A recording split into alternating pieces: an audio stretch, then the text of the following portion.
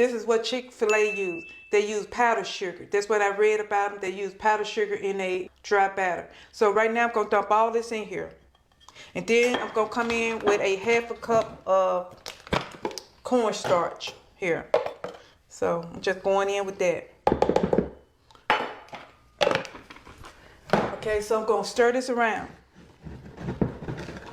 So another thing is, I got to taste this. It's just a habit. So you always taste your dry batter to make sure you got enough seasoning in it.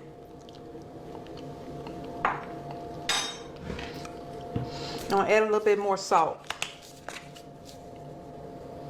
About another half a teaspoon of salt. Alright, so I'll set this to the side. Okay, right now I'm using the same season that I use for my dry batter. I'm going to use for my wet batter. I already got it pre-measured. Everything is in here. So right now I'm just going to stir it in just like that. I want to taste this just to make sure I'm on point with that. I'll add a little bit more salt. A little bit more cayenne because I want the kick. I want mine spicy. You like yours spicy, Sharice? Yeah. And I'll use a little bit more of my smoked paprika. So remember, a teaspoon to 2 teaspoons of each season. And this is my wet batter. Now with them, they use like an egg. They use like a wash, like an egg and milk. But like I said, I'm going to do mine like I fry my chicken. So I'm just going to go ahead and just use water in mine. And with some water here. This is about maybe a cup and a half of water that I'm using in here. What it's looking like, just like this. Very loose.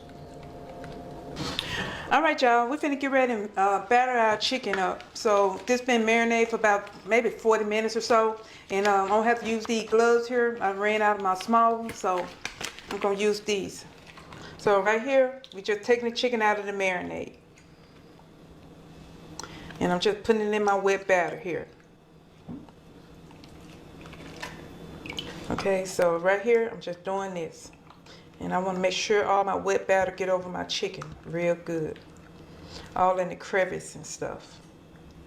Okay, so right now I'm just going to let some of the excess batter drip off a little bit. And now I'm going to get two of them, put in 2 at a time. So now we're finna get ready to work this flour in our